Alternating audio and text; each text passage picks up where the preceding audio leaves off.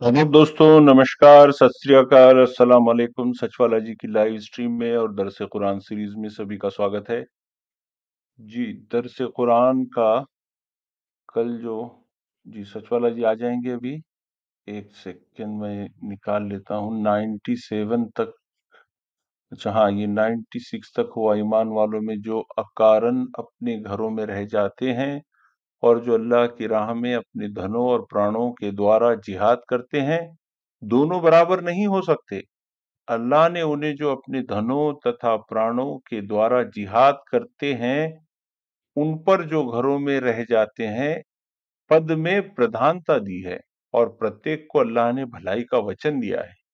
और अल्लाह ने जिहाद करने वालों को ऊपर जो घरों में बैठे रह जाने वाले हैं, बड़े प्रतिफल में भी प्रधानता दी है।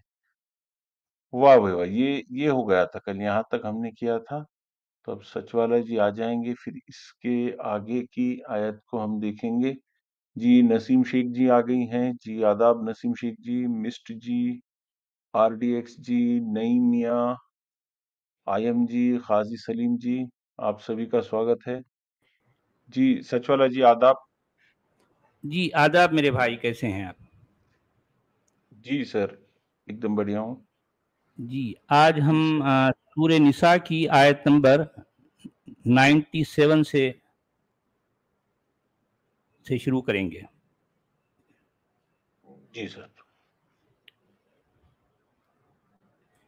जी इसमें लिखा है, इन्नल्लज़ीन तवफ़्फ़ाहुमुल मलाइकतु ज़ालिमी अनफुसिहिम क़ालू फ़ीमा कुन्तुम क़ालू कुन्ना मुस्तज़अफ़ीन फ़िल अर्द क़ालू अलम तकुन अर्दुल्लाहि वासिअतन फ़तुहाजिरू फ़ीहा फ़उलाइका मअवाहुम जहन्नम वसाअत मसीरा। देखिए इसमें क्या लिखा है, जो लोग अपने नफ्स पर जुल्म कर रहे थे, उनकी रूहें जब फरिश्तों ने कब्ज़ की तो उनसे पूछा कि ये तुम किस हाल में मुब्तला थे। उन्होंने जवाब दिया कि हम ज़मीन में कमज़ोर और मजबूर थे। फरिश्तों ने कहा, क्या खुदा की ज़मीन वसी न थी कि तुम उसमें हिजरत कर जाते? ये वो लोग हैं जिनका ठिकाना जहन्नम है और वो बड़ा ही बुरा ठिकाना है। देखें क्या बात आई है इसमें, बहुत गौर से सुनना है इसको। वाह। यहाँ पर दो दो फुटनोट लिख रहे हैं मौदूदी साहब।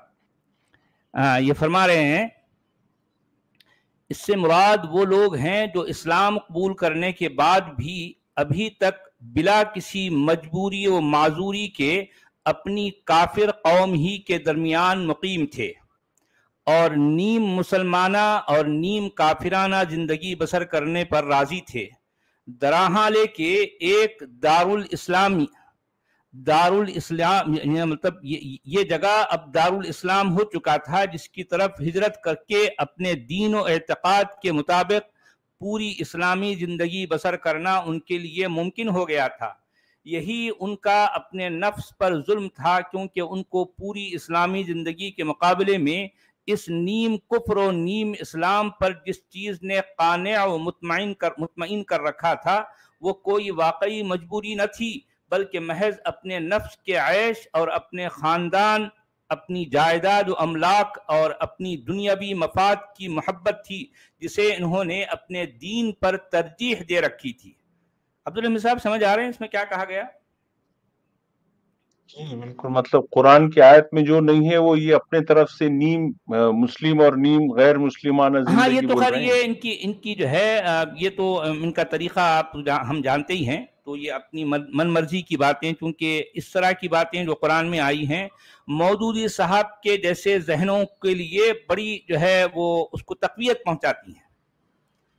अगरचे के कुरान की आयत में कुछ इन बातों का इशारा ज़रूर है। इसमें कुरान की आयत में जिस अंदाज से ये सब कुछ कहा गया कि जब यानी मलाइका ने उन लोगों की रूह को कब्ज़ किया तो उनसे पूछा कि भी आखिर तुम किस हाल में थे? तो वो कहने लगे, क्या करें यार, हम तो मजबूर थे, हम कमज़ोर थे। तो फिर इसके जवाब में मलाइका ये फरिश्ते उनको ये कह रहे हैं जवाबन कि भाई क्या बात है, तुम मजबूर थे और जो है काफिरों और मुशरिकों के साथ तुम रहते थे। کیا اللہ کی زمین اللہ کی زمین بڑی نہیں تھی، وسیع نہیں تھی کہ اس کی طرف تم ہجرت کر جاتے؟ تو بس یاد رکھو کہ تم جیسے لوگوں کے لیے جہنم ہے اور یہ بہت ہی برا ٹھکانہ ہے۔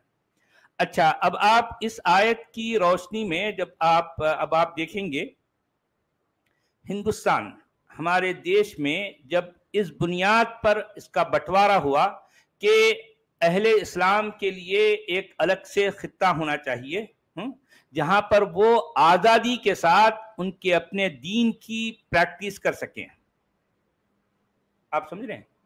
یعنی یہ دیش کا بٹوارا کن بنیادوں پہ ہوا؟ اس کی بنیادیں یہ تھی کہ ہم دو الگ الگ قوم ہیں، تم مشرک ہو، تم کافر ہو، اور ہم ہاں دو قومی نظریے پہ ہوا نا بھی، یعنی دو قومی نظریہ یہ بتاتا ہے کہ تم کافر ہو، مشرک ہو، اور ہم مومن ہیں، ہم مسلمان ہیں، ٹھیک ہے؟ تو اب مسلمان اور جو ہے کافر ایک ساتھ نہیں رہ سکتے، نہیں رہ سکتے۔ اب تک جو رہ لیے یہ جو ہے مان لو اس کی کوئی جو بھی وجہ تھی ہوں گی، لیکن اب ہم رہنا نہیں چاہتے، ہم اپنے دین کی پریکٹس آزادانہ ماحول میں جو ہے کرنا چاہتے ہیں، جس پر ہم کو کوئی روک ٹوک نہ ہو، ٹھیک ہے؟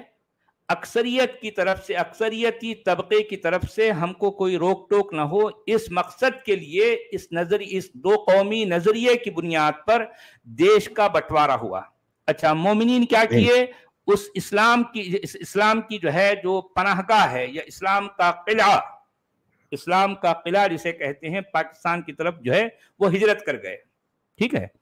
اچھا، اب جو لوگ بھارت میں رہ گئے، ظاہر بات ہے بھارت شروع ہی سے یعنی کفر اور شرک کا جو ہے یوں سمجھیے کہ منبع رہا ہے، یہاں کفر اور شرک کو غلبہ حاصل ہے۔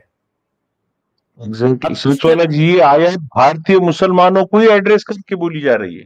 ایگزیکٹلی، میں وہی تو کہنا چاہ رہا ہوں میں آپ سے یہی کہنا چاہ رہا ہوں کہ بھارتیہ مسلمانوں، اور پھر جو ہے ظاہر بات ہے کہ جب ایک باقاعدہ یہ ہوا کہ ایک علاقہ مومنوں کے لیے الگ ہو گیا جہاں پر وہ اپنے اسلام کی آزادانہ پریکٹس کر سکیں، تو اب جو لوگ بھارت میں رہ گئے تو ان سے یہ کہا جا رہا ہے کہ بھئی ان سے جب پوچھا گیا، جب فرشتے ان کی روح قبض کریں گے تو ان سے پوچھیں گے کہ بھئی آخر تم کس حال میں تھے؟ اب چونکہ آج بھی مسلمان جو ہے، حالانکہ سچی بات یہ دیکھا جائے تو بھارت کے مسلمانوں کو پاکستان سے زیادہ آزادی حاصل ہے بھارت میں، اس کے باوجود یہ جو ہے ہمیشہ بھارتیوں سے ان کو یہ شکایت رہتی ہے کہ جو ہے ہمیں جینے نہیں دیا جاتا، ہم کو سانس لینے نہیں دیا جاتا، ہم کو کھانے نہیں پینے نہیں دیا جاتا، ہم کو جو ہے یہ اس طرح کی شکایتیں ان کی رہتی نا بھائی۔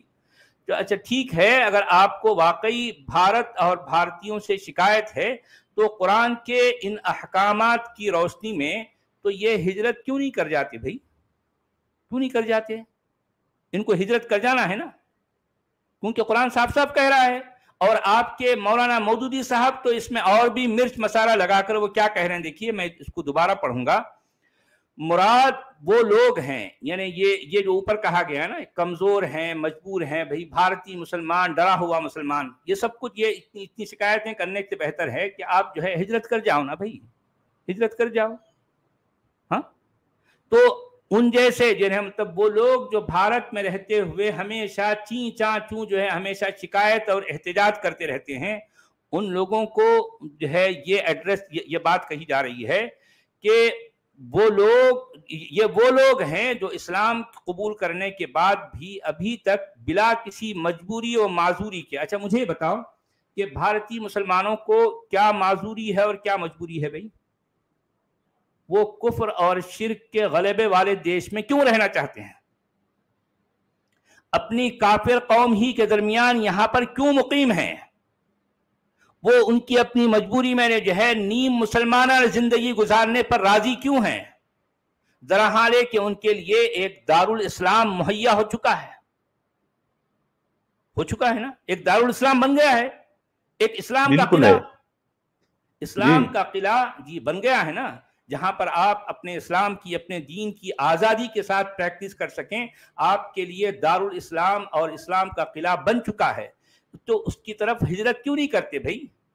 اپنے دین اور اعتقاد کے مطابق پوری اسلامی زندگی بسر کرنا ان کے لیے یعنی اسی طرح سے تو ممکن ہے نا بھائی. بھارت میں تو ان کو بڑی مشکل ہے، بڑی مشکل ہے، کیونکہ یہ بات ہم نہیں کہہ رہے ہیں، خود وہی ہمیشہ شکایت کرتے ہیں نا کہ بھئی بھارتی مسلمانوں کو تو جو ہے کھانے نہیں دیا جاتا، پینے نہیں دیا جاتا، ان کو جو ہے سانس لینے نہیں دیا جاتا، ان کو چلنے کے لیے راستہ نہیں ہے، ان کو کچھ بھی نہیں ہے، کچھ بھی نہیں ہے، بیچارے اتنے مجبور زندگی گزار رہے ہیں. تو جاؤ بھائی، چھوڑ کے جاؤ نا، اپنے دارالاسلام کی طرف جاؤ. ہاں جن لوگوں کے سمجھ میں نہیں آیا ان کے لیے یہ ریکارڈ پر ہے مولانا مودودی صاحب کی تشریح، ہاں نیم اسلامی زندگی جینا بند کرو بول رہے ہو، نکل جاؤ. بھائی یہاں پر اگر تم کو واقعی مشکل ہے، حالانکہ دیکھیں کہ بھارتی مسلمانوں کو جو آزادی بھارت میں حاصل ہے، میں نہیں سمجھتا کہ جو ہے ان کو دنیا کے کسی دوسرے حصے میں اتنی آزادی ملے گی. لیکن اس کے باوجود ان لوگوں کی عادت ہے، یہ اتنے احسان فراموش، یہ اتنے جو ہے یوں سمجھیے کہ ہمیشہ ناشکرے ہیں، ناقدرے ہیں، کہ ہر صورت میں ان کی زبان پر جو ہے شکایت رہے گی، شکوہ رہے گا. بس شکوہ شکایت کے علاوہ ان کی زبان پر کبھی شکر نہیں رہے گی، کبھی شکر نہیں کریں گے، کبھی قدر نہیں کریں گے. ان کو جو کچھ میسر ہے، جو کچھ حاصل ہے، اس کی یہ قدر نہیں کریں گے. ہمیشہ ان کے چہرے پر، ان کی زبان پر ناشکری کے الفاظ رہیں گے. تو بھائی تم جیسے ناشکروں کے لیے آپ کے مولانا مودودی اور قرآن کی آیتیں صاف صاف کہہ رہی کہ بھائی قالوا فیما کنتم قالوا كنا مستضعفین فی الارض قالوا الم تکن ارض اللہ واسعہ. یہ قرآن کہہ رہا ہے بھائی، کیا اللہ کے زمین کے جو ہے اتنی وسیع نہیں تھی؟ کتنی ساری زمین ہے. اب آگے چل کر مودودی صاحب تو یہ تک کہہ رہے ہیں، یہاں تک کہہ رہے ہیں کہ اگر مان لو تم جو ہے اس علاقے کو چھوڑ کر نکل گئے دارالاسلام کی طرف، اور دارالاسلام نے تمہیں اندر آنے نہیں دیا. اب دیکھیں اب یہ بھی یہ گمت کی بات دیکھیے. گمت کی بات یہ ہے کہ تم مسلمان جو ہے اگر تم یعنی ہجرت کر کے دارالکفر سے، ظاہر بات ہے بھارت دارالکفر ہے، یہاں پر کفر اور شرک کا غلبہ ہے، ٹھیک ہے. یعنی بھارت جو کہ دارالکفر ہے، اس دارالکفر سے نکل کر اگر جو ہے مومنین ہجرت کر کے دارالاسلام کی طرف جانا چاہیں اور دارالاسلام نے اپنے دروازے بند کر لیے، تم کو آنے نہیں دیا، تو ایسی صورت میں کیا کرنا ہے؟ تم کو واپس پلٹ کے دارالکفر نہیں آنا، تم کو کیا کرنا ہے؟ وہ جنگلوں کی طرف چلے جانا، جہاں پر جو ہے ندی کا پانی پینا اور جو ہے پیڑ پتوں کے جو ہے پودوں کے پتے کھا کے زندگی گزارنا. آپ سمجھ رہے ہیں؟ آپ سمجھ رہے بات؟ یہ ان کو مشورہ ہے، یعنی پودوں کے پتے کھا لینا اور دریا کا پانی پی کے اپنی زندگی گزارنا، لیکن دارالکفر میں نہیں رہنا، نہیں رہنا. مسلم بھائیوں کو اس سے مرچا بھی لگے گا اور وہ بولیں گے کہ بھئی تم کون ہوتے یہ ہم کو بولنے والے، اور ایسا تھوڑی ہوتا، اور ہم تو امن سے رہ رہے اور ہم سچے دیش بھکت ہے. یہاں لیکن لکھا ہے نا بھائی، مودودی صاحب نے لکھا ہے، قرآن میں ارے یہ لکھا مودودی صاحب لکھا ہے، قرآن کی آیتیں یہ بتا رہی ہیں بھائی. ظاہر باتیں دیکھیں، یعنی آج سے کچھ عرصہ پہلے انہی بنیادوں پر تو جو ہے دیش کا بٹوارا ہوا تھا نا. مجھے بتاؤ دیش کا بٹوارا آخر پھر کیوں ہوا؟ اس کا بیس کیا تھا؟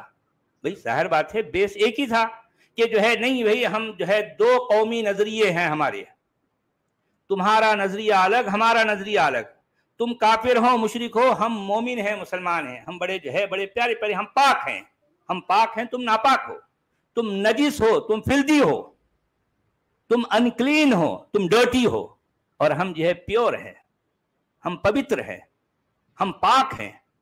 اس لیے ہم نے کیا اسی کیا؟ لیے تو پاکستان. جی ہاں اسی لیے تو ہم نے پاکستان بنایا ہے نا. ہم پاک لوگ ہیں، تم لوگ ناپاک ہو.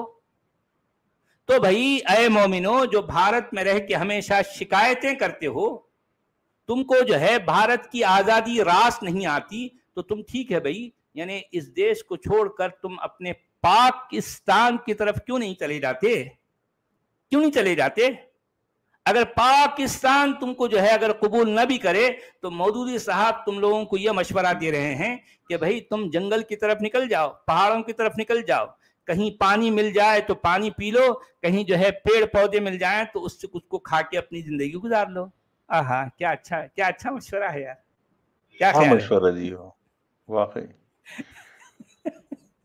لیکن یہ تو مجدد تھے نا سچ والا جی، یہ نظریہ بلکہ پیش نہیں کیا انہوں نے، دیش کے دو حصے کر کے بتا دیا انہوں نے کہ بھائی اس بنیادوں پہ کیا جا سکتا ہے دو قوموں کو الگ۔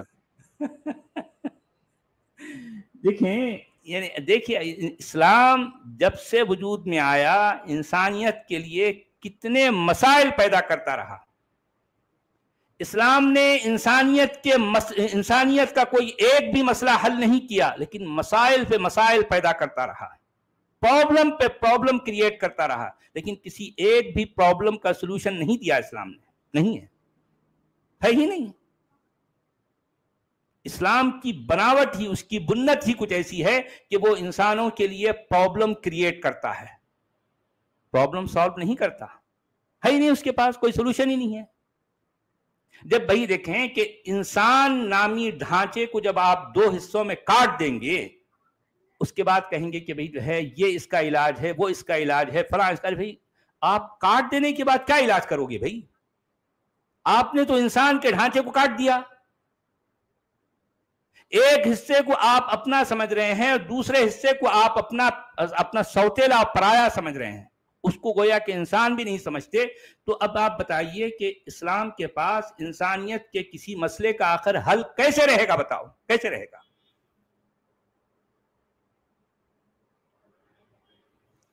جی ہندی میں کیا کہہ رہے ہیں حضرت؟ یہ فٹ نوٹ نمبر 2 چھوٹی سی ہے سچ والا جی۔ ہاں، فٹ نوٹ نمبر 2 بھی لکھتے ہیں، یعنی جب ایک جگہ خدا کے باغیوں کا غلبہ تھا اور خدا کے قانون شرعی پر عمل کرنا ممکن نہ تھا تو وہاں رہنا کیا ضروری تھا؟ کیوں نہ اس جگہ کو چھوڑ کر کسی ایسی سرزمین کی طرف منتقل ہو گئے جہاں قانون الہی کی پیروی ممکن تھی۔ دیکھیں کیا کہہ رہے ہیں یار، کیا کہہ رہے ہیں، دیکھو قربان، کتنا صاف صاف کہہ رہے ہیں، ہاں کتنا صاف قربان جائے نا، واضح، ہاں بالکل۔ ایک بار میں پھر پڑھ دیتا ہوں، دیکھیے کہ اس کا مطلب کیا بتا رہے ہیں کہ یعنی جب ایک جگہ خدا کے باغیوں کا غلبہ تھا، انہیں دیکھیں کہ بھارت میں جو لوگ ہیں، جو ہندو ہیں، ہاں جو مشرک ہیں، یہاں پر جو کافر ہیں، دراصل خدا کے باغی ہیں، اللہ کے باغی ہیں وہ۔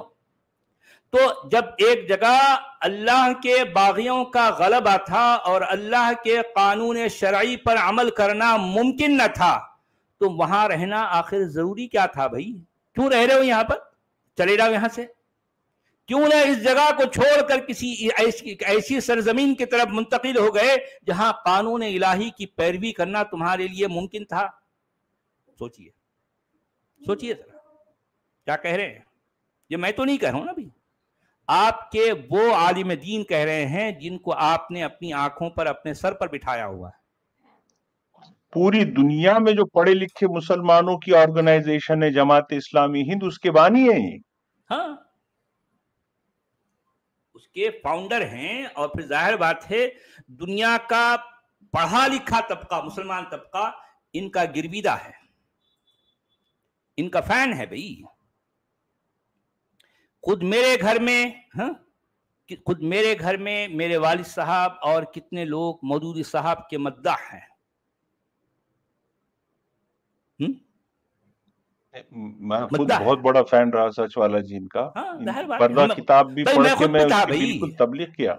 جی ہیں، دیکھیں میں خود بھی تھا، مولانا مودودی کا میں مداحوں میں سے تھا ان کی۔ اب دیکھیں بلکہ میں آپ کو یہ بھی کہہ دوں کہ خود دیوبند مکتب فکر سے تعلق رکھنے والے وہ علماء جو بظاہر مودودی صاحب کو فتنہ مودودی کہتے تھے، فتنہ مودودیت سے جو ہے ان کو تعبیر کرتے تھے، اس کے باوجود کیونکہ مودودی صاحب کا جو انداز بیان ہے، ان کی جو ہے ان کے لٹریچر میں جو چاشنی ہے، جو کشش ہے، تو ظاہر بات ہے خود علماء دیوبند بھی مودودی صاحب کو چھپ چھپ کر پڑھتے تھے۔ یہ میں نے اپنی آنکھوں سے دیکھا ہے، یہ اندر کی بات بتا رہا ہوں، میں نے خود اپنی آنکھوں سے دیکھا ہے کہ دیوبند کے علماء मौदूदी साहब को छुप छुप कर पढ़ रहे हैं, उसका इकरार तो नहीं करते, क्योंकि जो है इनके मसले, देवबंद के मसलक के मुताबिक मौदूदी साहब एक फितना है, ठीक है। तो अब ये जाहिर बात है मौदूदी साहब का लिटरेचर ये कैसे पढ़ेंगे, ये जो है खुल्लम खुल्ला जो है जाहिर करते हुए नहीं पढ़ते, लेकिन छुप कर इनके घरों में जो है तफहीमुल कुरान भी होती है और दूसरी किताबें भी होती हैं, उसको छुप कर पढ़ते हैं, क्योंकि इसमें इनको जो है जो जो जो अंदाज मिल जाता है, ये इनके लिए, इनकी तकरीर के लिए या इनकी तहरीर के लिए यहाँ से इनको नकल करते हैं। अब बताइए, मैं उनकी बात कर रहा हूं। जी, हिंदी में क्या कह रहे हैं हजरत? जी सर, निसंदेह वे लोग जिनके प्राण फरिश्ते निकालते हैं इस दशा में कि वे अपने ऊपर कुफ्र के देश में रहकर अत्याचार करने वाले हो, तो उनसे कहते हैं तुम किस चीज में थे? वे कहते हैं कि हम धरती में विवश थे। तो फरिश्ते कहते हैं कि क्या अल्लाह की धरती विस्तृत नहीं थी कि तुम उसमें हिजरत कर जाते? तो उन्हीं का आवास नरक और वो क्या ही बुरा स्थान है।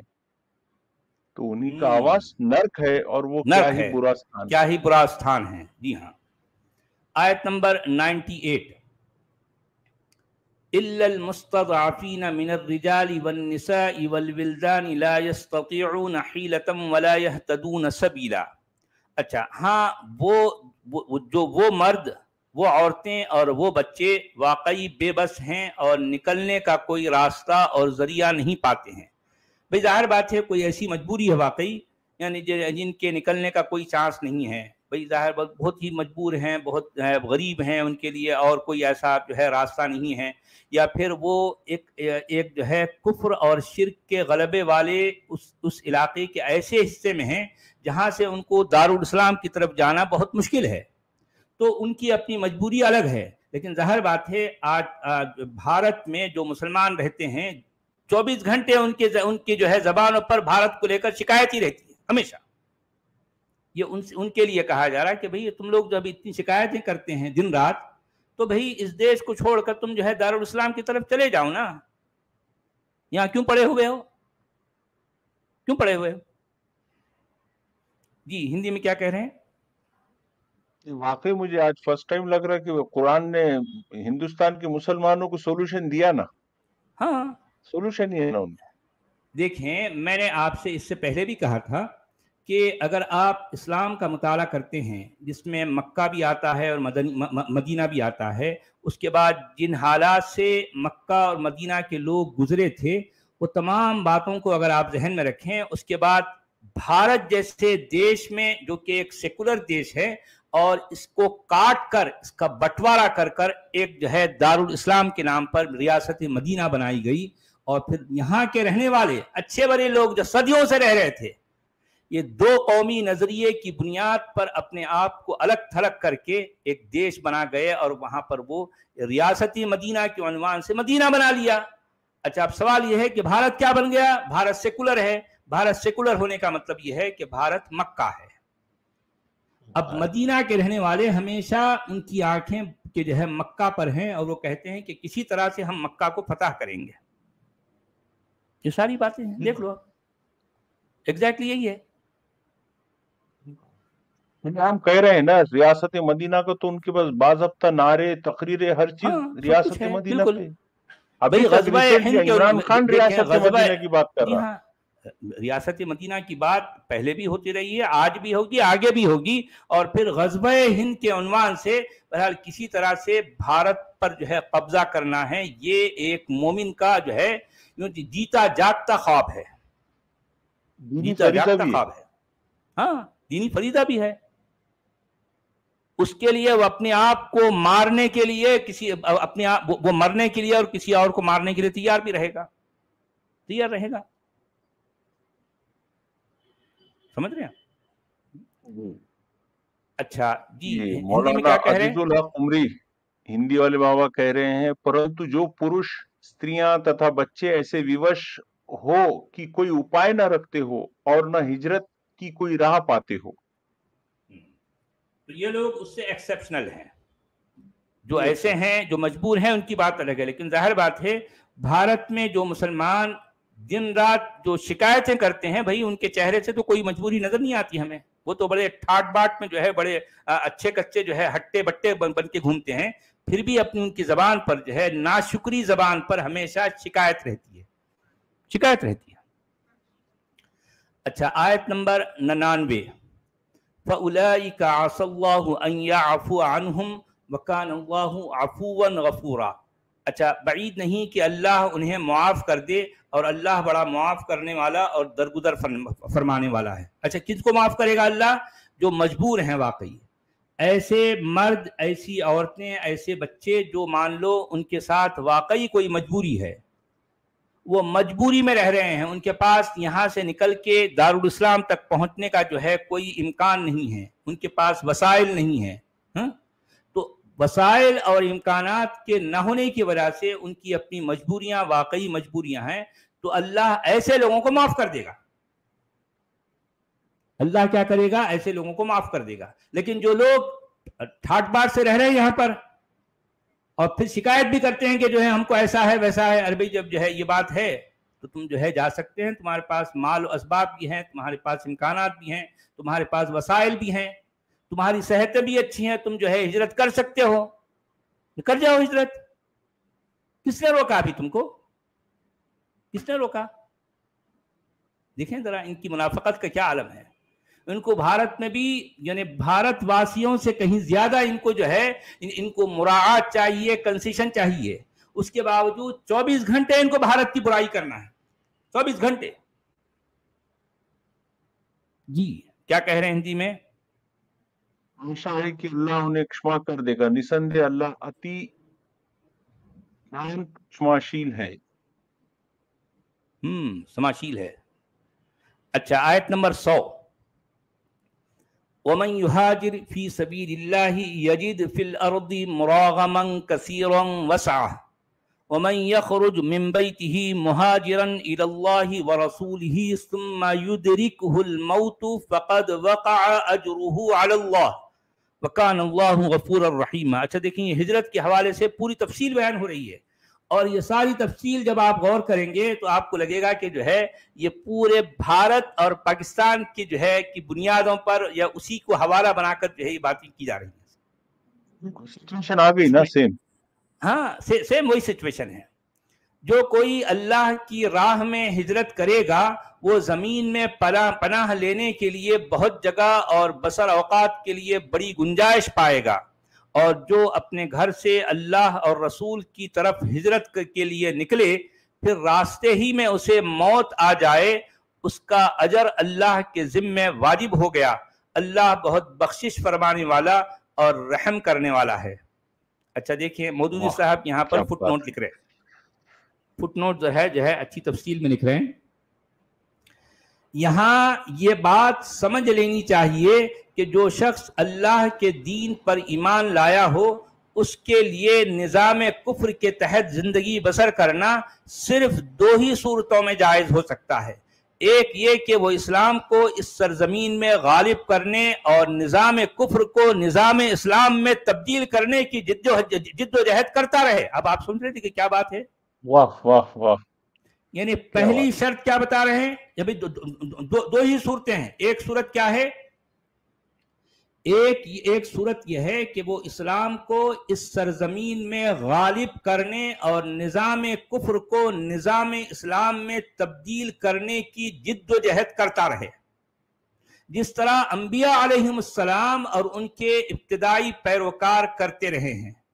دوسری صورت یہ ہے کہ وہ در حقیقت وہاں سے نکلنے کی کوئی راہ نہ پاتا ہو اور سخت نفرت و بیزاری کے ساتھ وہاں مجبوراً قیام رکھتا ہو، مجبوری میں رہ رہا ہے. اسی لیے تو دعوت کا کام چلتا نا، یہاں تبدیل کرنا ہے پورے غیر مسلموں پورے کو نظام کو. میں. دیکھیں، جتنے نان مسلم ہیں، جتنے ہندو ہیں، جتنے کافر ہیں، ان سب کو مسلمان بنانا ہے. اور پھر ظاہر بات ہے جب مسلمانوں کی جو ہے اکثریت ہو جائے گی، یا اکثریت نہ بھی ہو لیکن مسلمان اس قابل ہو جائیں گے کہ اب وہ یہ اس کفر کے نظام کو پلٹ ڈالیں، اس کا تختہ الٹ ڈالیں. اگر وہ اس پوزیشن میں آ جائیں عددی طاقت کے اعتبار سے یا مالی طاقت کے اعتبار سے یا پھر ان کے سیاسی طاقت کے اعتبار سے. مان لو اگر یعنی مطلب بھارت کے مسلمان آج تقریباً 14-15% جو بھی ہیں، آنے والے چند سالوں بعد اگر یہی مسلمان ان کی تعداد مان لو 30% ہو جاتی ہے. ظاہر بات ہے 30% یوں تو کم ہے لیکن مسلمان کے حساب سے زیادہ ہے، کیونکہ 30% مسلمان کوئی نہ کوئی انقلاب لا سکتے ہیں. تو اب یہ کہ جو ہے ان کے اندر ہمیشہ یہ جو جذبہ رہتا ہے نا، کیڑا رہتا ہے کہ جو ہے الہی حکومت قائم کرنا ہے. تو اب ایسی صورت میں وہ کیا کریں گے، اپنے بچوں کی جو ہے تعداد جو ہے بہت زیادہ بڑھائیں گے، دھڑا دھڑ بچے پیدا کریں گے، یا اس کے ساتھ ساتھ جو ہے لوگوں کو اسلام کی طرف جو ہے مطلب راغب کروائیں گے، ان کو جو ہے ان کو کنورٹ کروائیں گے. تیسری بات یہ ہے کہ وہ اب دیکھیں گے کہ جو ہے یہ سلسلہ کنورٹ ہونے کا اور ان کے جو ہے بچے پیدا کرنے کا سلسلہ تیزی کے ساتھ چل رہا ہے، تو اب وہ کوئی نہ کوئی مطالبہ کریں گے. یعنی کسی علاقے کے کسی خطے کسی حصے میں وہ جب ان کی تھوڑی سی اکثریت ہو جائے تو وہ کہیں گے کہ بھئی اس علاقے میں ہم چونکہ اکثریت میں ہیں، یہاں پر ہماری حکومت ہونی چاہیے. آپ سمجھے، یہاں پر ہماری حکومت ہونی چاہیے. اب اگر مان لو اس چھوٹے سے خطے پر، ہاں مسلم ریزرویشن کی بات تو وہ پولیٹکس میں بھی کر رہے ہیں. ہاں کر رہے ہیں. اب بھئی اگر مان لو ان کو جو ہے کسی چھوٹے سے خطے میں ان کو ان کی اپنی حکومت کرنے کا اگر موقع مل جائے تو اس کا مطلب یہ نہیں کہ معاملہ رک گیا، نہیں، یہ معاملے کی آگے بڑھنے کی شروعات ہو گئی. سمجھ لو یہاں معاملہ رک نہیں گیا بلکہ آگے بڑھنے کی اس طریقے سے یا اس صورت میں شروعات ہو گئی ہے. اب یہ ان کا پہلا قدم جم گیا. اب یہ اگلا قدم کیا ہوگا، اس کے پاس پڑوس کی جو ریاستیں جو اسٹیٹس ہیں، جو صوبے ہیں، جو مختلف اسٹیٹس ہیں، وہاں پر کیا کریں گے، یہ اپنی جو ہے یہ ان کی ریشہ دوانیاں، ان کے جو ہے آئے دن کے کچھ نہ کچھ چھیڑ خانیاں، ان لوگوں کو اکسانا، ان کو ورغلانا، ان کو بھڑکانا، یہ سلسلہ چلتا رہے گا. بلاخر جو ہے اس کے بازو والی ریاست پر بھی جو ہے یہ قبضہ کر لیں گے. اس طریقے سے اگر مان لو 4-6 ریاستوں پر ان کا قبضہ ہو جائے تو اس کے بعد پھر یہ دھاوا بولیں گے کہ نہیں بھئی ہم پورے دیش پر ہم کو قبضہ کرنا ہے. اینڈلیس سلسلہ ہے یہ، ہاں کوئی اینڈ نہیں ہے اس کا، ان کا دل بھرنا ہی نہیں ہے. یعنی بھارت پر پوری طرح سے قبضہ کر لینے کے بعد میں کیا یہ لوگ رک جائیں گے؟ سمجھ رہے ہیں؟ نہیں بھائی، بھارت پہ ہو جانے کے بعد میں پورے ایشیا کی طرف جائیں گے.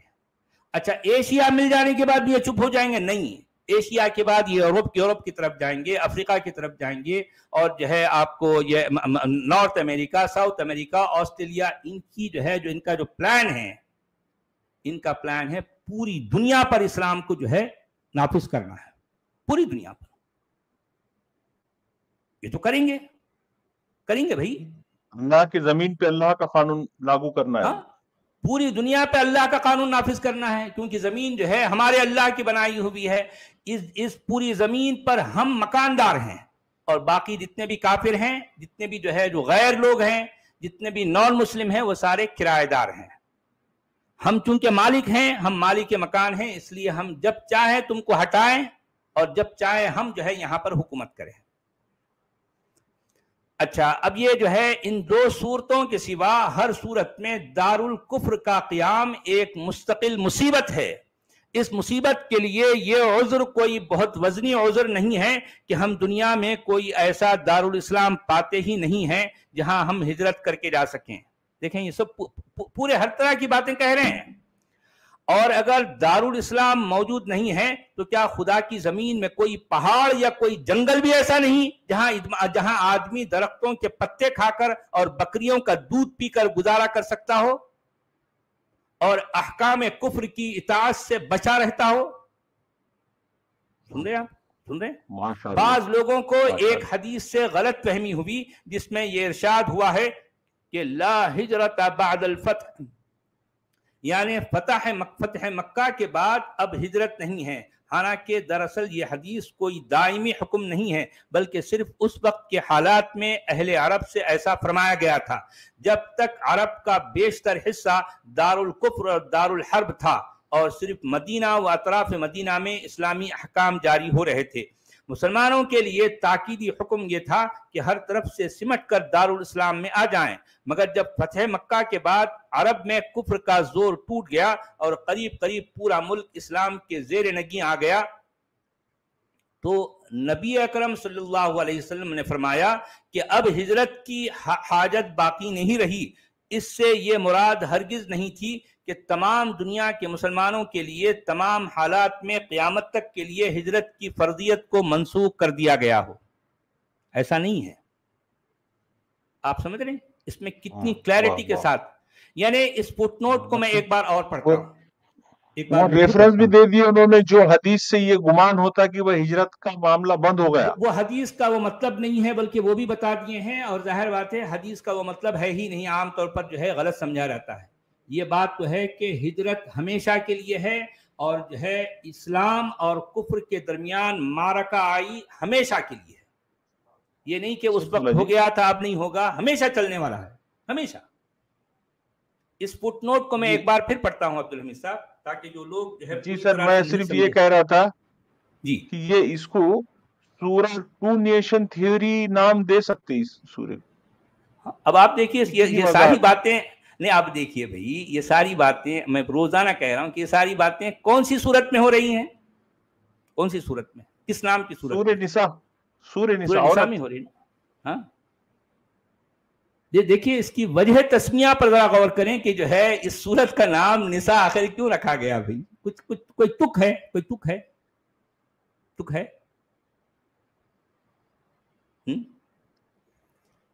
اس صورت کو، اس فٹ نوٹ کو ایک بار میں پھر پڑھتا ہوں، غور سے سنیے آپ۔ جی سر، دیکھیں یہاں یہ بات سمجھ لینی چاہیے کہ جو شخص اللہ کے دین پر ایمان لایا ہو اس کے لیے نظام کفر کے تحت زندگی بسر کرنا، دیکھ نظام کفر کے مطلب بھارت کیا ہے، یہاں پر کفر اور شرک کا غلبہ ہے، یہاں پر کفر کا نظام جاری ہے، یہاں پر نظام کفر نافذ ہے۔ تو اب ایسی جگہ، ایسے علاقے میں زندگی بسر کرنا، اس کے لیے دو ہی شرطیں ہیں، اس کی دو ہی صورتیں ہیں۔ ایک کنڈیشن کیا ہے کہ جو ہے یہ کس صورت میں یہ جائز ہوگا کہ ایک یہ کہ وہ اسلام کو اس سرزمین یعنی بھارت جیسی جگہ پر اسلام کو غالب کرنے اور نظام کفر کو نظام اسلام میں بدلنے کی جو ہے کوشش کرتا رہے۔ آپ سمجھ رہے ہیں؟ جو لوگ میری بات سن رہے ہیں وہ غور سے سنیں میں کیا کہہ رہا ہوں اور میں کتنی امپورٹنٹ بات کر رہا ہوں۔ یہاں بھارت میں جو مسلمان ہیں ان کے لیے بھارت میں رہنے کی پہلی شرط میں بتا رہا ہوں، ان کو کیا کرنا ہے کہ یہاں رہتے ہوئے وہ اس بھارت کو جو کہ نظام کفر کا یہاں غلبہ ہے، جو یہاں کفر کا غلبہ ہے، اس نظام کو اسلامی نظام میں بدلنے کی کوشش کرتے رہے۔ دن رات ان کو یہ جد و جہد، یہ کوشش کرنی ہے کہ کفر کا نظام کو ہٹا کر یہاں پر اسلام کا نظام، نظام مصطفی کا نظام لانا ہے۔ جس طرح انبیاء علیہ السلام نے اور ان کے ابتدائی پیروکار یہ کام کرتے رہے، یعنی گویا کہ جو کوئی یہ نظام کفر کو ہٹا کر نظام اسلام کو جو ہے لانے کی کوشش کرے گا، وہ گویا کہ انبیاء علیہ السلام کی سنت پر عمل کر رہا ہے۔ اور انبیاء علیہ السلام کے ساتھی جو صحابہ ہوتے ہیں انہوں نے بھی یہی کیا، تو انبیاء کی اور انبیاء کے صحابہ کی سنت پر عمل کر رہا ہے۔ یہ ہو گئی پہلی شرط۔ بھارت کے مسلمان اگر یہاں رہتے ہیں تو ان کو یہ کرنا ہے۔ دوسری شرط کیا ہے؟ دوسرے یہ کہ وہ در حقیقت وہاں سے نکلنے کی اگر کوئی راہ نہ پاتا ہو اور سخت نفرت و بیزاری کے ساتھ وہاں مجبورانہ قیام رکھتا ہو۔ اب آپ دیکھیے کہ اگر مان لو کوئی جو ہے مسلمان یہاں نہیں رہتا، ہاں نفرت و بیزاری، مطلب یہ ہے کہ اس کو بھارت کی ترقی میں اس کی کوئی جو ہے اس کا کوئی عمل دخل نہیں ہوگا۔ بھارت کو پنپنے کے لیے وہ جو ہے کوئی بھارت کو ترقی کرنے کے لیے، بھارت کو آگے بڑھانے کے لیے اس کا کوئی کنٹریبیوشن نہیں ہوگا۔ ظاہر سی بات ہے بھارت جو ہے کفر کا نظام ہے بھائی، یہاں کفر اور شرک کا غلبہ ہے۔ ایک مومن بھارت کی ترقی کے لیے کوشش آخر کیسے کر سکتا ہے؟ بتاؤ کیسے کر سکتا ہے؟ ایک مومن بھارت کی ترقی، بھارت کی خوشحالی، بھارت کی جو ہے وہ جو کہتے ہیں نا کہ اس کی پراسپیرٹی، اس کے آگے بڑھنے کی جو کوشش ہوتی ہے، اس میں ایک مومن آخر کیسے کنٹریبیوٹ کر سکتا ہے؟ میں یہ جاننا چاہتا ہوں، کیونکہ جو کوئی مومن ایک بھارت کی ترقی میں اگر کوشش کرے گا تو وہ گویا مومن نہیں ہے بھائی، مومن نہیں ہے۔ نہیں، آپ سمجھ رہے ہیں؟ یہ باتیں میں نہیں کہہ رہا ہوں، بزرگی کے ساتھ رہنا ہے، اس کو کوشش کیا کرتے کرنا رہنا ہے، لیکن سخت نفرت، یہ الفاظ میرے نہیں ہیں، مولانا مودودی کے الفاظ ہیں، یعنی اس کو اگر یہاں رہنا ہے تو دیکھیں اس کو کیا کرنا ہے، سخت نفرت اور بالکل بیزاری کے ساتھ وہاں مجبورانہ قیام رکھنا ہے۔ بھئی اب میں کیا کروں، میں اب وہ یعنی یوں سمجھیے کہ وہ مجبوری میں ایک آدمی کہیں بدبو ہے تو اس کی ناک بند کر لیتا ہے، اپنے منہ پر بھی ماسک لگا لیتا ہے، وہ سانس بھی لینا بہت مشکل سے، وہ سانس بھی مشکل سے لیتا ہے، وہ یہاں رہ رہا ہے تو بیزارگی سے رہ رہا ہے، ہر طرف وہ نفرت کے عالم میں رہ رہا ہے، سخت نفرت کے عالم میں۔ یہ مودودی صاحب کی تفسیر ہے، قرآن کی آیتوں کو لے کر مودودی صاحب کی تفہیم ہے، جو قرآن کی آیتوں کو لے کر ظاہر بات ہے حدیث کے حوالے دے کر وہ ساری باتیں سمجھا رہے ہیں۔ یہ باتیں بھائیوں میں نہیں کر رہا ہوں، مودودی صاحب فرما رہے ہیں، سید ابو الاعلی المودودی صاحب۔ دونوں صورتیں بھی آپ سمجھ رہے ہیں کتنی بھیانک ہے، کتنی خطرناک ہے۔ پہلی صورت میں وہ کہہ رہے ہیں کہ ایک مومن کا یہ کام ہے، یہ ذمہ داری ہے کہ وہ بھارت میں جو کفر اور شرک کا نظام ہے اس کو ہٹانے، اس کو سبوتیج کرنے، اس کو نیچے کرنے، اس کو کچلنے، اس کو دبانے کے لیے کوشش کرے تاکہ اسلام کا نظام یہاں نافذ ہو۔ ایک صورت تو یہ ہے۔ دوسری صورت یہ ہے کہ اگر وہ یہ نہیں کر سک رہا، کوئی اس کے ساتھ کوئی پرابلم ہے، کوئی مجبوری ہے، تو ایسی صورت میں اس کو سخت نفرت اور بیزاری کے ساتھ یہاں پر مجبوری کے ساتھ مجبورانہ قیام رکھنا ہے۔ اچھا، ان دو صورتوں کے سوا ہر صورت میں دارالکفر کا قیام ایک مستقل مصیبت ہے۔ اب دیکھیں، مصیبت کہہ رہے ہیں، مصیبت ہے۔ اچھا، تو یہاں پر یہ کہہ رہے ہیں کہ ان دونوں صورتوں کے سوا دارالکفر کا قیام اصل میں یہاں مصیبت، معصیت ہے۔ جی معصیت ہے، یعنی معصیت کا مطلب گناہ ہے۔ یعنی یہ دو صورتوں کے علاوہ یا تو وہ اگر کوشش کرے کہ نظام کفر کو ہٹا کر نظام اسلام کو نافذ کرنا، اگر یہ کوشش کر رہا ہے تب تو خیر ٹھیک ہے، نہیں اگر وہ مجبور ہے تو نفرت و بیزاری کے ساتھ رہ رہا ہے تو یہ یہ ٹائم بینگ اس کی یہ سچویشن ہے۔ لیکن یہ دونوں باتیں بھی نہیں ہیں۔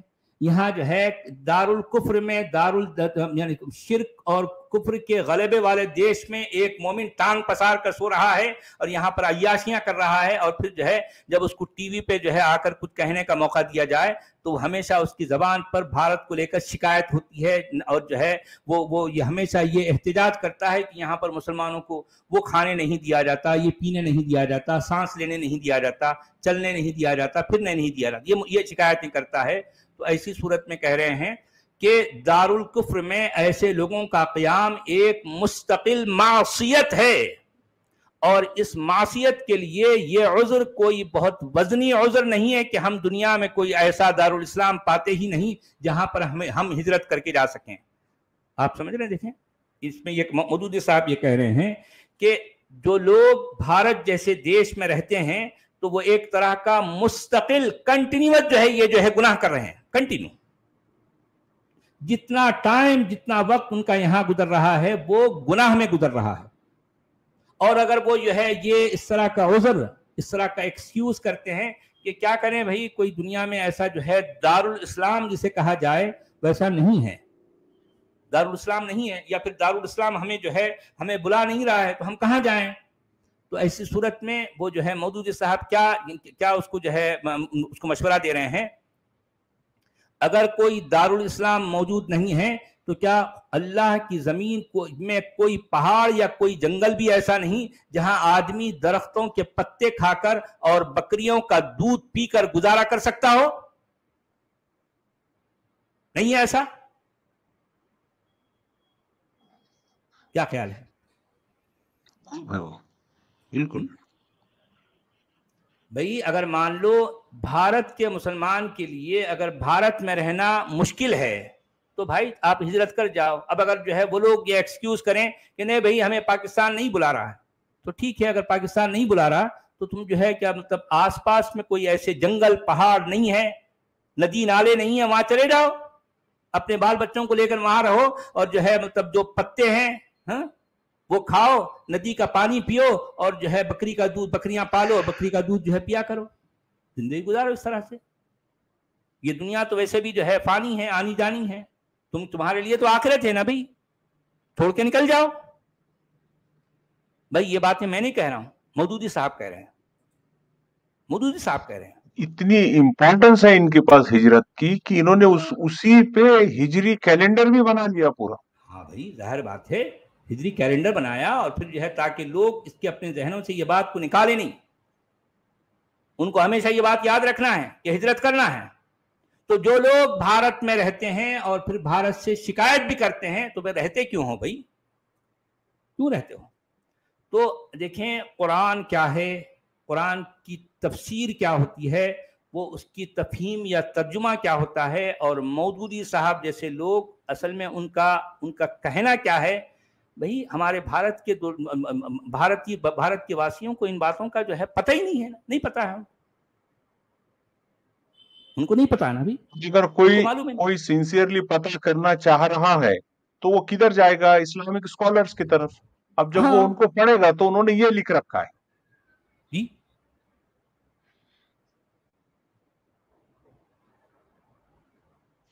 جی ہندی میں کیا کہہ رہے ہیں بھائی؟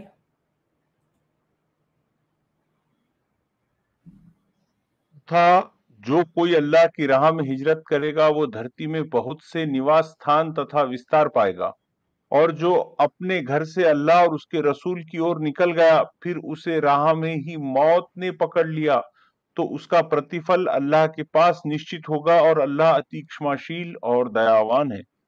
مطلب اس میں بھی اگر مر گئے تو فلا پا لیا، اس نے ہاں مل گیا ٹکٹ بھائی اس کو. دیکھیں وہ جو ہے ہجرت کی نیت کر کے اپنے اس علاقے سے نکل پڑا.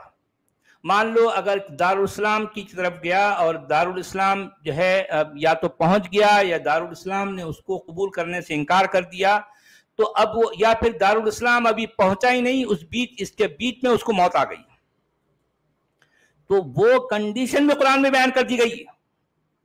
اس کو بھی جو ہے چھوڑا نہیں گیا، وہ بھی کہہ دیا گیا کہ وَمَن يَخْرُجْ مِن بَيْتِهِ مُهَاجِرًا إِلَى اللَّهِ، یعنی جو کوئی شخص اپنے گھر سے نکلا اللہ اور اس کے رسول کی طرف ہجرت کرنے کی نیت سے، ثُمَّ يُدْرِكُهُ الْمَوْتُ، اور اس بیچ میں اس کو موت نے آ لیا، موت نے پکڑ لیا، تو فَقَدْ وَقَعَ أَجْرُهُ عَلَى اللَّهِ، تو اس کا جو اجر ہے، اس کا جو بدلہ ہے، وہ جو ہے کیا ہوگا؟ واقع ہو گیا، وہ بدلہ اس کو مل کے ہی رہے گا.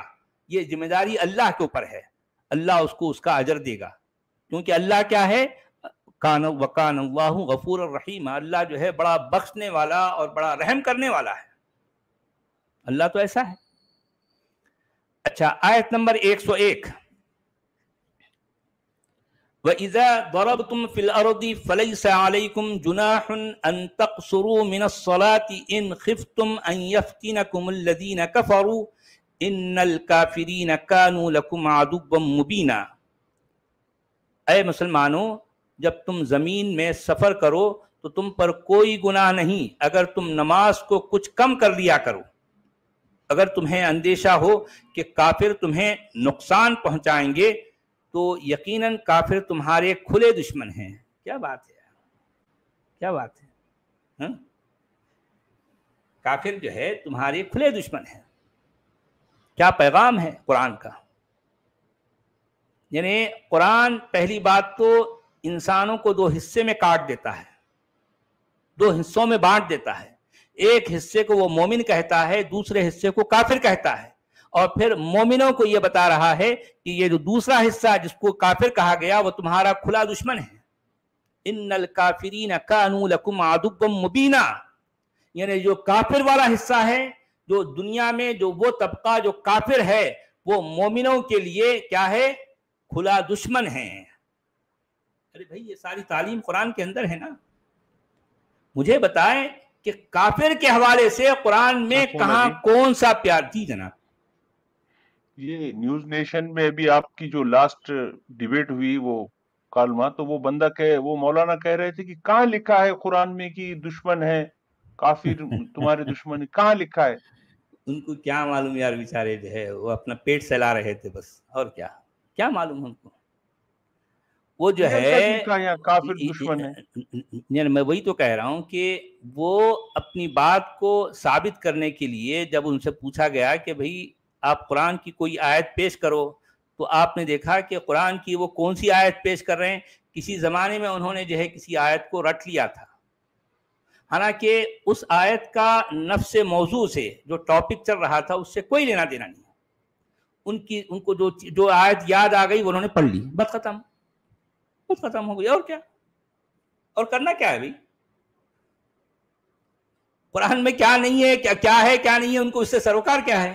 ان کا سارا جو ہے کاروبار تو یہ حدیث کے بھنڈار سے چلتا ہے نا ملا ان کا.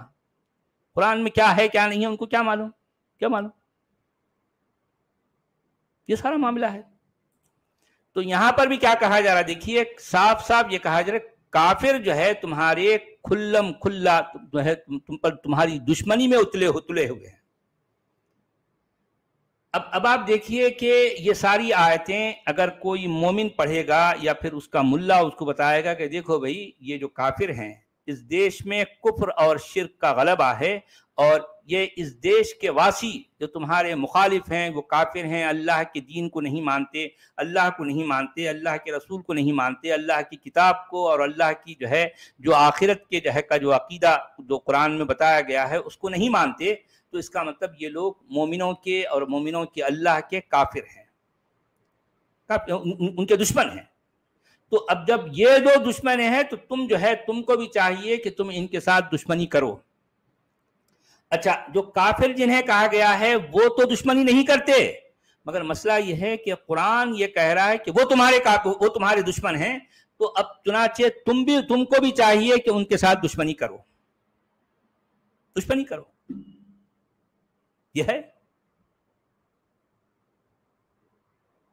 یعنی دشمنی کا باقاعدہ دشمنی کا جو ہے یہ پیغام دیا جا رہا ہے. اس میں کہہ رہے ہیں، اب دیکھیے لمبی چوڑی تفصیل ہے یار، بہت لمبا ہو گیا.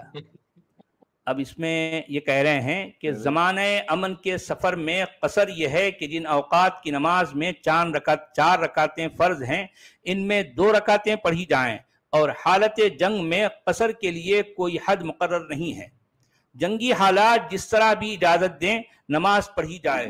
جماعت کا موقع ہو تو جماعت سے پڑھو، ورنہ فردن ہی صحیح. قبلہ رخ نہ ہو سکتے ہو تو جدھر بھی رخ ہو، سواری پر بیٹھے ہو اور چلتے ہوئے ہو پھر بھی پڑھ سکتے ہو. رکوع اور سجدہ ممکن نہ ہو تو اشارہ ہی سے صحیح.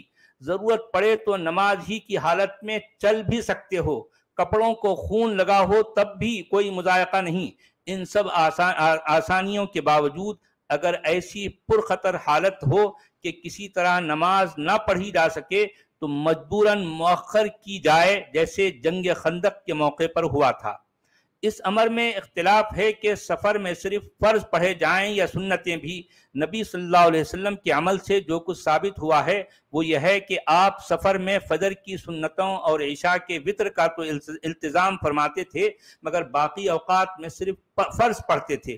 سنتیں پڑھنے کا التزام آپ سے ثابت نہیں ہے. البتہ نفل نمازوں کا جب موقع ملتا تھا تب پڑھ لیا کرتے تھے، حتیٰ کہ سواری پر بیٹھے ہوئے بھی پڑھتے رہتے تھے. اسی بنا پر حضرت عبداللہ بن عمر نے لوگوں کو سفر میں فجر کے سوا دوسرے اوقات کی سنتیں پڑھنے سے منع کیا ہے، مگر اکثر علماء ترک اور فعل دونوں کو جائز قرار دیتے ہیں اور اس بندے کے اختیار پر چھوڑ دیتے ہیں. اچھا، حنفیہ کا مختار مذہب یہ ہے کہ مسافر جب راستہ طے کر رہا ہو تو سنتیں نہ پڑھنا افضل ہے، اور جب کسی مقام پر منزل کرے اور اطمینان حاصل ہو تو پڑھنا افضل ہے. جس سفر میں قصر کیا جا سکتا ہے اس کے لیے بعض ائمہ نے یہ شرط لگائی ہے کہ وہ فی سبیل اللہ ہونا چاہیے، جہاد جیسے جہاد یا حج یا عمرہ یا طلب علم وغیرہ. ابن عمر اور جو ہے ابن مسعود اور عطا کا یہی فتویٰ ہے۔ امام شافعی اور امام احمد کہتے ہیں کہ سفر کسی ایسے مقصد کے لیے ہونا چاہیے جو شرعاً جائز ہو۔ حرام و ناجائز اغراض کے لیے جو سفر کیا جائے اس میں قصر کی اجازت سے فائدہ اٹھانے کا کسی کو حق نہیں ہے۔ اب دیکھیے لمبی چوڑی فالتو نماز کے بارے میں باتیں آ رہی ہیں، خالی نماز کو لے کر اتنی لمبی جو ہے کہانی سنا رہے ہیں حضرت۔ بہت بڑی فٹ نوٹ دی تھی انہوں نے، پورا ایسے لکھ دی۔ اچھا اس میں فٹ نوٹ نمبر 2 بھی ہے، اچھا وہ بھی لمبی ہے۔ یوں ظاہر یوں اور خارجیوں نے اس فقرے کا یہ مطلب دیا ہے کہ قصر صرف حالت جنگ کے لیے ہے اور حالت امن کے سفر میں قصر کرنا قرآن کے خلاف ہے، لیکن حدیث میں مستند روایت سے ثابت ہے کہ حضرت عمر نے جب یہی شبہ نبی صلی اللہ علیہ وسلم کے سامنے پیش کیا تو حضور نے فرمایا صدقۃ تصدق اللہ بہا علیکم فاقبلوا صدقتہ، یہ قصر کی اجازت ایک انعام ہے جو اللہ نے تمہیں بخشا ہے، لہذا اس کے انعام کو قبول کرو۔ یہ بات قریب قریب تواتر سے ثابت ہے کہ نبی صلی اللہ علیہ وسلم نے امن اور خوف دونوں حالتوں کے سفر میں قصر فرمایا ہے۔ ابن عباس تصریح کرتے ہیں کہ ان النبی صلی اللہ علیہ وسلم خرج من المدینہ الی مکہ لا یخاف الا رب العالمین فصلی رکعتین، نبی صلی اللہ علیہ وسلم مدینہ سے مکہ تشریف لے گئے اور اس وقت رب العالمین کے سوا کسی کا خوف نہ تھا مگر آپ نے 2 ہی رکعتیں پڑھیں، اسی بنا پر میں نے ترجمہ میں خصوصاً کا لفظ قوسین میں بڑھا دیا ہے۔ جی چلیے جناب، جی بہت مہربانی کی انہوں نے جی، آپ اس کا ہندی پڑھ لیں اس کے بعد پھر ہم یہاں اینڈ کرتے ہیں۔ جب تم دھرتی میں یاترا کرو تو نماز قصر سنکشپت کرنے میں تم پر کوئی دوش نہیں، یدی تمہیں ڈر ہو کہ کافر تمہیں ستائیں گے، واستو میں کافر تمہارے کھلے شترو ہیں۔ اور اس میں یہ فٹ نوٹ میں کافر لکھ رہے ہیں تمہارے کھلے شترو ہیں، سن لو کافرو۔ اچھا میں یہ بھی بتا دیتا ہوں کافر کسے کہتے ہیں، آپ جو ہے اس کا فٹ نوٹ پڑھ لیجئے۔ قصر کا ارتھ 4 رکعت والی نماز کو 2 رکعت پڑھنا ہے، یہ انومتی پرتیک یاترا کے لیے ہے، شترو کا بھے ہو یا نہ ہو۔ اچھا اب آپ دیکھیے یہاں بہت سے لوگ کافر کا لفظ آتے ہی وہ کچھ اور ہی جو ہے سمجھنے لگ جاتے ہیں، حالانکہ یہاں بات بالکل کلیئر ہے۔ قرآن میں جہاں جہاں کافر کا لفظ آیا ہے اس کے ساتھ مومن کا لفظ بھی آیا ہے، یا جیسے ایمان اور کفر، کافر یا مومن، یہ دونوں ایک دوسرے کے کانٹراسٹ میں ہیں، ایک دوسرے کی ضد میں ہیں۔ اب آپ دیکھیے مومن کا کیا مطلب ہے۔ قرآن بتا رہا ہے کہ اللہ پر ایمان لانا، یعنی اللہ کو ماننا، اس کے رسول کو ماننا، اس کی کتاب کو ماننا اور آخرت کے دن کو ماننا، اس طرح کے ماننے والے کو کیا کہتا ہے قرآن؟ مومن کہتا ہے۔ اچھا اب رہی بات بالکل اس کے کانٹراسٹ میں، اس کا اپوزٹ کیا ہے کہ اللہ کو نہ ماننا، یعنی اللہ کا انکار کرنا، اس کے رسول کا انکار کرنا، اس کی کتاب کا انکار کرنا، یہ کہنا کہ یہ کتاب اللہ کی طرف سے نہیں ہے، یہ کہنا کہ جو ہے اللہ خالق کائنات نہیں ہے، یہ کہنا کہ جو ہے جس رسول کو قرآن میں پیش کیا گیا ہے وہ اللہ کی طرف سے نہیں ہے، اور پھر یہ کہنا کہ آخرت نام کی کوئی چیز نہیں ہوتی، یا یہ پھر یہ باتیں منطقی طور پر ثابت نہیں ہوتی، یہ ساری باتیں کہنے والا کافر ہے۔ آپ سمجھ رہے ہیں؟ یعنی ہمیشہ آپ پہلے اس بات کو یاد رکھیں، آپ اگر کوئی آ کر آپ سے یہ جو ہے یہ سوال کرے کہ بھئی تم نے کافر کا کیا مطلب دیا ہے، ذرا کافر کا بتاؤ، تو آپ پلٹتے ہی اس سے یہ پوچھنا کہ پہلے مومن کیا ہے بتاؤ، ٹھیک ہے؟ پہلے آپ یہ بتاؤ کہ مومن کیا ہوتا ہے۔ جب وہ بتائے گا کہ مومن یہ ہے یہ ہے یہ ہے، ظاہر بات ہے مومن جو بھی ہے کافر اس کا بالکل الٹ ہے۔ مومن مانتا ہے نبی اللہ ہے، کافر نہیں مانتا، بلکہ کافر انکار کرتا ہے۔ کافر کہتا ہے نبی اللہ جیسی کوئی جو ہے ایسی ذات نہیں ہے، اللہ نام کا کوئی خالق کائنات نہیں ہے، تو یہ ظاہر بات ہے اللہ کا کفر ہو گیا۔ اور یہ کہتا ہے کہ جو ہے جس مسلمان جس شخص کو نبی کہتے ہیں، تو ظاہر بات ہے کافر کیا کرتا ہے، نہیں میں اس کو نبی نہیں مانتا، میں اس کا انکار کرتا ہوں، تو یہ کافر ہو گیا۔ اب مان لے کہ جو ہے قرآن کو لے کر ہمارے تمام مسلمان یہ ایمان رکھتے ہیں، یہ مانتے ہیں کہ یہ اس میں کہ یہ لٹرلی اس کا ایک ایک لیٹر ایک ایک ورڈ یہ جو ہے اللہ کے پاس سے آیا ہے، یہ اللہ کی کتاب ہے، یہ اللہ کا کلام ہے. یہ کون کہتے ہیں؟ مومن کہتے ہیں. ظاہر بات ہے کافر کیا کہتا ہے؟ نہیں بھائی یہ اتنی فالتو بکواسیات ہیں اس میں اس کتاب کو یہ میں مان ہی نہیں سکتا، بلکہ میں الٹا انکار کرتا ہوں کہ یہ کوئی کتاب واقعی کسی آسمان سے آئی ہے. میں اس کو نہیں مانتا، میں اس کا انکار کرتا ہوں. تو کافر ہو گیا وہ. اب مومن یہ کہتا ہے کہ آخرت کا جو ہے جو معاملہ ہے کہ بھی آخرت ہے، ایک دن جو ہے آئے گا جسے قیامت کا دن کہا جاتا ہے، اس کے بعد جو کچھ بھی ہوگا وہ آخرت کہلائے گا. جو ماننے والے ہیں ان کو جہنم میں جو ہے رکھا جائے گا، ان کو جنت میں رکھا جائے گا. جو نہیں ماننے والے ہیں ان کو جہنم میں رکھا جائے گا. تو یہ عقیدہ مومن کا ہوتا ہے. ظاہر بات ہے کافر بولتا ہے کہ بھی اس طرح کی کوئی ایسی بات ہوتی نہیں، کوئی ثبوت نہیں ہے اس کا انکار کر دیتا ہے. ظاہر بات یہ کافر ہے. دیکھیں یہ سمجھ جائیں، جو مومن ہے وہ مومن ہے، اور پھر جو مومن نہیں ہے وہ کافر ہے. جو مومن نہیں ہے وہ کافر ہے، سیدھی سی بات ہے. اس میں اتنا جو ہے کوئی جو ہے راکٹ سائنس نہیں ہے. اس میں جو ہے آپ کو اس کے لیے بہت بڑا جو ہے بہت ترم خاں دماغ چاہیے، کچھ بھی نہیں. سیدھی سی بات ہے بھائی، جو مومن ہے وہ مومن ہے، جو مومن نہیں ہے وہ کافر ہے. بات ختم، بات ختم ہو گئی. اب اس کو لوگوں نے کیا جو ہے ایک تماشا بنا رکھا، نہیں کافر، ارے بھائی کافر کیا نہیں. تم اس کو سمجھانے کے لیے تم کو ایک جو ہے یعنی مان لو جو ہے اس کو سمجھنے اور سمجھانے کے لیے آئنسٹائن کا دماغ چاہیے. کیا مطلب ہے؟ ایک فضول بکواسیات. والا جی جی یہ وہ جو آئے تھے مولانا صاحب ایسے کھلے عام صاف کہتے نا کہ کافر کا یہ مطلب نہیں ہے، یہ غلط بتا رہے، اصل میں یہ اس ٹائم کے کافر ہے، آج والے کافر نہیں ہے. وہ تو یہ تک بول دیا انہوں نے جین، ہندو، سکھ یہ کافر نہیں ہے بول رہے تھے کل وہ مولانا. اچھا ٹھیک ہے. اچھا یہ ساری باتیں جو ہے بھارت کے ٹی وی پہ آ کر ہی بولتے ہیں تم لوگ، کہیں اور جاتے تو یہ کبھی نہیں بولتے بھائی. میں ان کی نجی محفلوں میں رہا ہوں نا، ظاہر بات ہے ان کی جو پرائیویٹ جو ہے جب ان کی بیٹھکیں ہوتی ہیں نا، ان سے وہاں جا کے دیکھو آپ کیا بولتے ہیں، وہاں کیا بولتے ہیں آپ سن لو، پتا چل جائے گا آپ کو. تو چلیے جناب، جی سچ والا جی 1 گھنٹہ ہو گیا. جی جی ہاں، آئی ایم جی کا $5 کا سپر چیٹ ہے. آدرنیہ سچ والا جی، پیارے عبدالحمید بھائی پرنام. جی پرنام آئی ایم جی، بہت دھنیہ. ایکس مسلم نسیم جی کا 2 سوئس فرینک کا سپر چیٹ ہے. آداب اور پرنام کہہ رہی ہیں سچ والا جی. آداب بہن، کیسی ہیں آپ؟ پی این جی کہہ رہے ہیں سچ والا جی you are dissecting Momin's brain and exposing. جی پی این جی ہاں بھائی، اب یہ تو دھنیہ واد. ہمارا یہ کرنا ضروری تھا، ہم کر رہے ہیں. جی سچ والا جی this book wipes out smile from the face. جی بھائی صحیح بات ہے. اپنا ٹائم آئے گا بھائی. کفائی اوروں کو سپر چیٹ ہے، کہہ رہے ہیں کافروں کو اپنا آشیرواد دیں سچ والا جی. ارے بھائی سبھی انسانوں کو میرا آشیرواد ہے. کافر تو انسان ہوتے ہیں بھائی، بڑے اچھے انسان ہوتے ہیں. کم سے کم جو ہے وہ اس طرح کا ایمان تو نہیں رکھتے نا کہ وہ کسی سے دشمنی کرنا ہے. مومن یہ ایمان رکھتا ہے، یہ اس کے ایمان کا حصہ ہے، کیونکہ قرآن میں جو کچھ آیا ہے وہ اس پر ایمان رکھتا ہے. اس طرح سے وہ انسانوں سے نفرت کرتا ہے، کیونکہ یہ کتاب نفرت سکھاتی ہے، ایک نہیں بار بار انسانوں کے بیچ میں دراریں ڈالتی ہے. تو ظاہر بات ہے ایک کافر جو ہوتا ہے نا، کافر بالکل سمپل سا آدمی، نیچرل ہوتا ہے.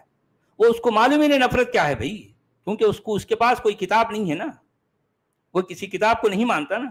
ظاہر بات ہے کتاب کو نہیں مانتا تو جو ہے وہ کسی سے نفرت نہیں کرتا، سیدھی سی بات ہے. تو چلیے بھائی اب ہم اجازت چاہتے ہیں. جی چلیے، کل پھر آپ بہت حضرات شکریہ سے سبھی کا. ملاقات ہوگی. جی بہت بہت شکریہ. جی بہت دھنیہ واد. جی خدا حافظ.